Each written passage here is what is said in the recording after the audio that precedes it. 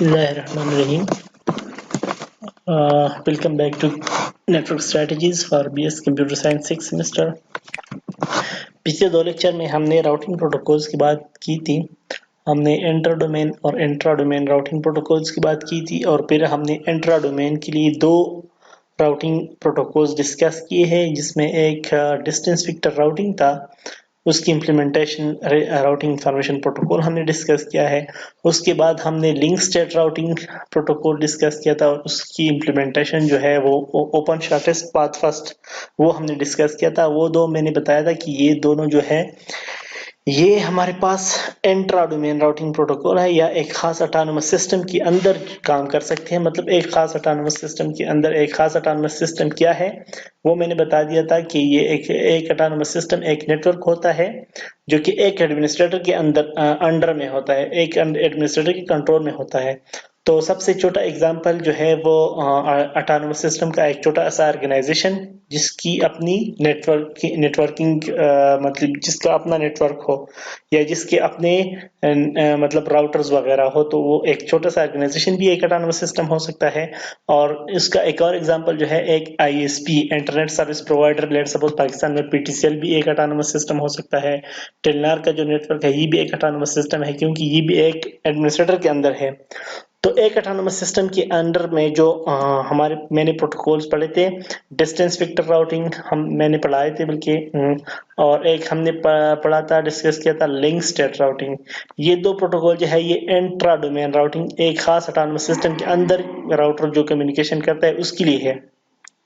उसके बाद मैंने बात की थी कि एक है हमारे पास inter domain routing protocol. Inter domain routing protocol ये दो जो थे ये हमारे पास इंट्रा डोमेन के लिए थे। इन दोनों प्रोटोकॉल को हम इंटर डोमेन मतलब दो ऑटोनोमस सिस्टम, दो या ज्यादा ऑटोनोमस सिस्टम के आपस में कम्युनिकेशन के लिए इन दोनों को हम यूज नहीं कर सकते क्योंकि इसमें इन दोनों में स्केलेबिलिटी प्रॉब्लम है। स्केलेबिलिटी प्रॉब्लम का मतलब कि इनको हम ज्यादा राउटर्स के साथ इस्तेमाल नहीं कर सकते क्योंकि ये जो डिस्टेंस वेक्टर राउटिंग है इसमें मैंने आप लोगों को बताया हुआ था कि इसमें एक प्रॉब्लम है नॉन स्टेबिलिटी, इंस्टेबिलिटी प्रॉब्लम, कि जब ज्यादा राउटर्स एक दूसरे के साथ कम्युनिकेशन करते हैं तो इंस्टेबिलिटी अगर होती है जिसकी वजह से मतलब राउटर एक दूसरे के साथ एक बहुत ज्यादा कम्युनिकेशन करते हैं, एक इनडेफिनिट लूप क्रिएट होता है।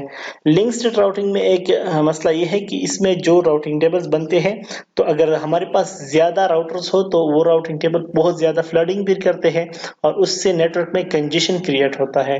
तो इन दोनों को हम इंटर डोमेन, एक खास डोमेन के अंदर, एक खास ऑटोनोमस सिस्टम के अंदर तो यूज कर सकते हैं, लेकिन इसको हम मुख्तलिफ ऑटोनोमस सिस्टम को आपस में कम्युनिकेट करने के लिए यूज नहीं कर सकते। तो उसके लिए हमारे पास है path vector routing. Path vector routing जो है ये एक इंटर डोमेन राउटिंग प्रोटोकॉल है। इंटर डोमेन राउटिंग प्रोटोकॉल का मतलब मैंने समझाया था कि एक से दो या दो से ज्यादा ऑटोनोमस सिस्टम एक दूसरे के साथ कम्युनिकेशन करते हैं या राउटिंग टेबल शेयर करते हैं, तो उसके लिए हमारे पास पाथ वेक्टर राउटिंग प्रोटोकॉल है। पाथ वेक्टर राउटिंग की मतलब इसमें जो समझने वाली बात है कि हर ऑटोनोमस सिस्टम में एक स्पीकर नोड होता है, मतलब मुख्तलिफ किस्म के राउटर्स होते हैं एक ऑटोनोमस सिस्टम के अंदर। उस ऑटोनोमस सिस्टम में लेट सपोज 10 राउटर्स है तो 10 राउटर में एक राउटर ऐसा होगा कि उसको स्पीकर नोड कहा जाएगा। वो राउटर क्या करेगा कि वो राउटर जब ऑटोनोमस सिस्टम के अंदर राउटिंग टेबल्स बन जाए तो हर राउटर दूसरे ऑटोनोमस सिस्टम को राउटिंग टेबल शेयर नहीं करेगा, लेकिन सिर्फ ये स्पीकर नोड क्या करेगा कि ये अपना राउटिंग टेबल दूसरे ऑटोनोमस सिस्टम के स्पीकर नोड को भेजेगा। अब दूसरे जो इसके साथ नेबर में होगा, जो नेबरिंग ऑटोनोमस सिस्टम होगा, नेबर का जो ऑटोनोमस सिस्टम होगा वो ये राउटिंग टेबल रिसीव करेगा और फिर आगे नेक्स्ट ऑटोनोमस सिस्टम में जो स्पीकर नोड होगा उसको शेयर करेगा। हर स्पीकर जो ये हमारे पास जो है राउटिंग टेबल है, stabilised routing table. Let suppose ये हमारे पास राउटर्स हैं, ये एक ऑटोनोमस सिस्टम है, ये दूसरा ऑटोनोमस सिस्टम है। इस ऑटोनोमस सिस्टम में A1, A2, A3, A4 ये राउटर्स है, ठीक है। ये ऑटोनोमस सिस्टम के अंदर राउटर है, ये एक ऑटोनोमस सिस्टम 1 है। अब ये दूसरा ऑटोनोमस सिस्टम 2 है, इसमें B1, B2, B3 राउटर्स है। अब इन सारे राउटर्स में एक राउटर क्या है, स्पीकर नोड है, ठीक है, एक स्पीकर नोड है। अब ये स्पीकर नोड क्या करेगा, जब यह का राउटिंग टेबल बन जाए तो ये ऑटोनोमस सिस्टम का एक स्पीकर नोड इस राउटिंग टेबल को इस ऑटोनोमस सिस्टम के स्पीकर नोड के साथ शेयर करेगा। ठीक है, तो अब पहले क्या हो सकता था कि ये राउटर अपने राउटर को एक्सेस कर सकता था। अब ये राउटर क्या कर सकता है, इस ऑटोनोमस सिस्टम के राउटर को भी एक्सेस कर सकता है। तो ये जो हमारे पास लेट सपोज ये ए है, ए का राउटिंग टेबल इस तरह होगा। ए जो है ऑटोनोमस सिस्टम 1 ऑटोनोमस सिस्टम 1 को एक्सेस कर सकता है। Autonomous system router A1 A2 को भी एक्सेस कर सकता है। ऑटोनोमस सिस्टम 1 के थ्रू A5 तक डायरेक्ट एक्सेस कर सकता है।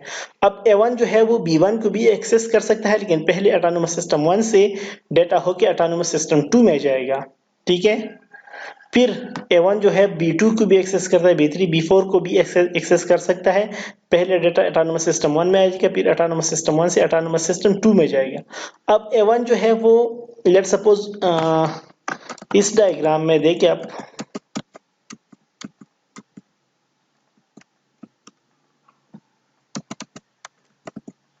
यहां पर अगर हो तो लेट सपोज A1 जो है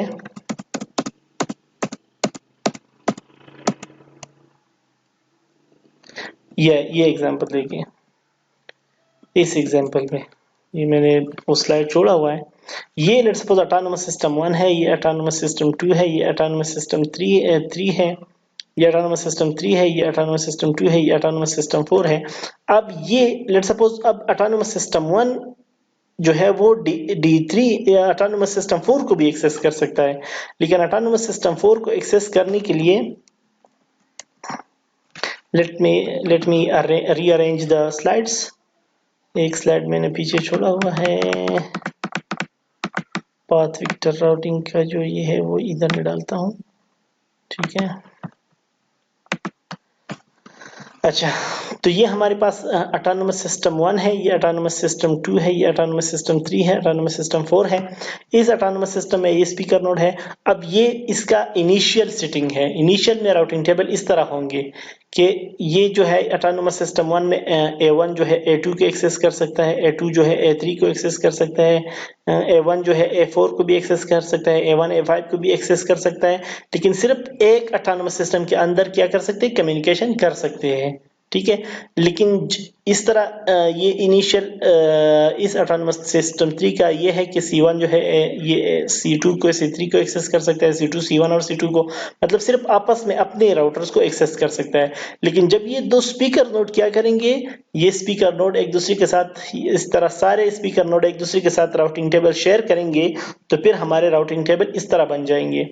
अब जो है A1 जो है वो D को भी एक्सेस करता है, D1 D2 D3 को भी एक्सेस करता है। अब ये A1 जो है ये जब राउटिंग टेबल शेयर करेंगे तो अब A2 जो है इस D4 को भी एक्सेस करेगा, लेकिन A1 जो है या A1 जो है A3 लेट्स सपोज A3 जब D3 को एक्सेस करता है तो A1 पैकेट जाएगा ऑटोनोमस सिस्टम 1 से लेट्स सपोज ऑटोनोमस सिस्टम 3 में, फिर ऑटोनोमस सिस्टम 3 से पैकेट जाएगा ऑटोनोमस सिस्टम 4 में। वो इस राउटिंग टेबल के अंदर आप देख सकते हैं। लेट्स सपोज ऑटोनोमस सिस्टम 1 में A1 जो है वो एक्सेस करता है D1 को, तो पहले ऑटोनोमस सिस्टम 1 से पैकेट जाएगा ऑटोनोमस सिस्टम 1 से ऑटोनोमस सिस्टम 2 में, और फिर ऑटोनोमस सिस्टम 2 से जाएगा ऑटोनोमस सिस्टम 4 में। ठीक है, तो जब राउटर एक दूसरे के साथ राउटिंग टेबल शेयर करेंगे तो राउटिंग टेबल इस तरह बन जाएंगे। ठीक है, अब हमारे पास जो राउटिंग टेबल की जो इंफॉर्मेशन है, जो इम्प्लीमेंटेशन है, वो इम्प्लीमेंटेशन है बॉर्डर गेटवे प्रोटोकॉल। इस पाथ वेक्टर राउटिंग में जो हमारे पास जो इसकी इम्प्लीमेंटेड वर्जन है वो BGP है, border gateway protocol. Border gateway protocol में दो किस्म की इंफॉर्मेशन शेयरिंग है, एक को कहते हैं internal BGP border gateway protocol, और दूसरी है एक्सटर्नल। ये है एक्सटर्नल BGP, एक है इंटरनल BGP। इंटरनल BGP में क्या होता है कि राउटर एक दूसरे के साथ राउटिंग टेबल क्या करते हैं, शेयर करते हैं। और external BGP border gateway protocol में क्या होता है कि एक ऑटोनोमस सिस्टम का स्पीकर राउटर दूसरे ऑटोनोमस सिस्टम के स्पीकर राउटर के साथ कम्युनिकेशन करता है। अब मैंने बता दिया कि हर ऑटोनोमस सिस्टम में एक स्पीकर नोड होगा, लेकिन ऐसा नहीं है, एक से ज्यादा स्पीकर नोड भी हो सकते हैं। सपोज अगर 200 राउटर्स है तो 3-4 स्पीकर नोड्स हो सकते हैं। ठीक है, तो इन्होंने तो इधर बहुत शार्ट ही दिया हुआ है, लेकिन बुक में आप लोग इसको पढ़े। बुक में जो बातें हैं, जो हमारे पास ऑटोनोमस सिस्टम है, इसकी भी दो तीन किस्में हैं। एक हमारे पास स्टब ऑटोनोमस सिस्टम है, एक हमारे पास ट्रांजिट ऑटोनोमस सिस्टम है। स्टब ऑटोनोमस सिस्टम क्या करता है, या मैसेज क्रिएट करता है या मैसेज डिलीवर करता है, क्रिएट करता है या रिसीव। अब ये ऑटोनोमस सिस्टम क्या है, ये सिर्फ मतलब एक ऐसा ऑटोनोमस सिस्टम जो सिर्फ मैसेज को क्रिएट करता हो या यूज करता हो, लेकिन वो उसके थ्रू दूसरे को मतलब किसी दूसरे ऑटोनोमस सिस्टम के लिए एज ब्रिज काम नहीं करेगा, उसको हम स्टब ऑटोनोमस सिस्टम कहते हैं। अब इधर जो है ये क्या है, ये ऑटोनोमस सिस्टम एक ऐसा ऑटोनोमस सिस्टम है जो या मैसेज को रिसीव कर सकता है या मैसेज को सेंड कर सकता है, लेकिन इस ऑटोनोमस सिस्टम के थ्रू किसी और ऑटोनोमस सिस्टम को मैसेज नहीं जा सकता। तो इस तरह की ऑटोनोमस सिस्टम को स्टब ऑटोनोमस सिस्टम कहते हैं। लेकिन अगर ऐसा ऑटोनोमस सिस्टम हो जैसा कि ये है, तो इसको ट्रांजिट ऑटोनोमस सिस्टम कह सकते हैं, क्योंकि यहाँ से मैसेज इस ऑटोनोमस सिस्टम के थ्रू यहाँ पर आ जाता है। तो ये क्या करता है, ये मैसेज के लिए ब्रिज का काम भी करता है। इस तरह ये भी ब्रिज का काम कर सकता है, ये भी ब्रिज का काम कर सकता है। तो ये हमारे पास ट्रांजिट ऑटोनोमस सिस्टम है। एक मिनट, मैं इसको बुक में देखता हूँ। तो जब आप इसको बुक में पढ़ेंगे तो बुक में आप लोग देखेंगे कि सबसे पहले हमें इनिशियल राउटिंग टेबल दिखाया जाता है, ये इसका इनिशियल है। फिर उसके बाद राउटिंग टेबल एक दूसरे के साथ शेयर किया जाता है। जब राउटिंग टेबल एक दूसरे के साथ शेयर हो जाते हैं, तो ये जो ऑटोनोमस सिस्टम 1 है, ये अपना routing table autonomous system 2, autonomous system 3 के साथ शेयर करता है। ऑटोनोमस सिस्टम 2 अपना राउटिंग टेबल ऑटोनोमस सिस्टम 3 और ऑटोनोमस सिस्टम 1 के साथ शेयर करता है। और ऑटोनोमस सिस्टम 3 जो है, ये अपना राउटिंग टेबल इसके साथ और इसके साथ शेयर करता है। और ऑटोनोमस सिस्टम 4 सिर्फ अपना राउटिंग टेबल ऑटोनोमस सिस्टम 3 के साथ शेयर करता है। तो जब ये अपने टेबल शेयर करते हैं, तो उसके बाद है अपडेटिंग राउटिंग टेबल। तो राउटिंग टेबल अपडेट होंगे तो हर ऑटोनोमस सिस्टम की इस किस्म के राउटिंग टेबल बन जाएंगे। ठीक है, जब ये बन जाते हैं तो उसके बाद इसमें कुछ प्रॉब्लम्स है। एक है लूप प्रिवेंशन। तो लूप को प्रिवेंट किया जाता है। लूप को कैसे प्रिवेंट किया जाता है, अगर ये राउटिंग टेबल इसके साथ अपना राउटिंग टेबल शेयर करते हैं और इसके साथ वो राउटिंग टेबल ऑलरेडी मौजूद है, वो इंफॉर्मेशन ऑलरेडी मौजूद है, तो ये इस राउटिंग टेबल को डिस्कार्ड करेगा। इसको पता चल जाएगा कि ये क्या है, ये लूप क्रिएट हुआ है, कोई प्रॉब्लम है इसमें। इसके अलावा जो राउटिंग पॉलिसी राउटिंग है, पॉलिसी राउटिंग में ये है कि अगर ये इसके साथ राउटिंग टेबल शेयर करता है, लेकिन अगर इस राउटिंग टेबल में पॉलिसी के खिलाफ कुछ बातें हैं, तो भी इस राउटिंग टेबल को डिस्कार्ड किया जाएगा। एक और बात है कि ऑप्टिमम पाथ, हम तो ये चाहते हैं कि राउटिंग टेबल जो है वो कम से कम फासला यूज करे, जो हमारा पैकेट है वो कम से कम रास्ते पे जाए।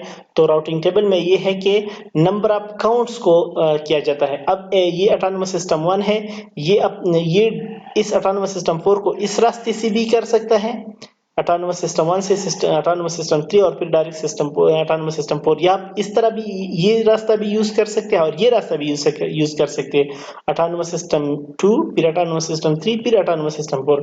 लेकिन इसमें जो है, इसको पाथ वेक्टर राउटिंग कहते हैं। इसमें अब पाथ ज्यादा है, एक पाथ, दो पाथ, तीन पाथ, तो नंबर ऑफ पाथ ज्यादा आ जाते हैं। तो इसलिए ये जो ऑटोनोमस सिस्टम राउटिंग टेबल है, ये इस पाथ पे जाते हैं, ये ऑप्टिमम पाथ है। तो ऑटोनोमस जो हमारा पाथ वेक्टर राउटिंग है, ये भी ऑप्टिमाइजेशन का काम करते हैं। ठीक है, फिर उसके बाद ऑटोनोमस सिस्टम, ये जो बॉर्डर गेटवे प्रोटोकॉल है, ये इम्प्लीमेंट हुआ है।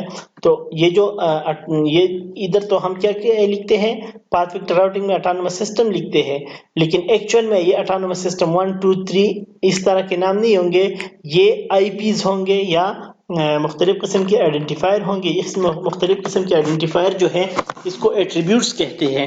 ये एट्रीब्यूट जो है, इसमें कुछ मैंडेटरी एट्रीब्यूट्स है, कुछ जो है वेल नोन मैंडेटरी एट्रीब्यूट्स, कुछ को कहते हैं वेल नोन डिस्क्रिशनरी एट्रीब्यूट्स, कुछ है हमारे पास ऑप्शनल ट्रांजिटिव एट्रीब्यूट्स, कुछ है हमारे पास ऑप्शनल नॉन ट्रांजिटिव एट्रीब्यूट्स। तो इस तरह की मुख्तलिफ किस्म के आइडेंटिफायर यूज होते हैं। ऑटोनोमस सिस्टम का आइडेंटिफायर होगा, ऑटोनोमस सिस्टम की कैरेक्टरिस्टिक्स होंगी इसमें। तो जो हम इसको इम्प्लीमेंट करेंगे, तो उसमें हम जाहिर बात है कि नंबर्स वगैरह यूज करेंगे।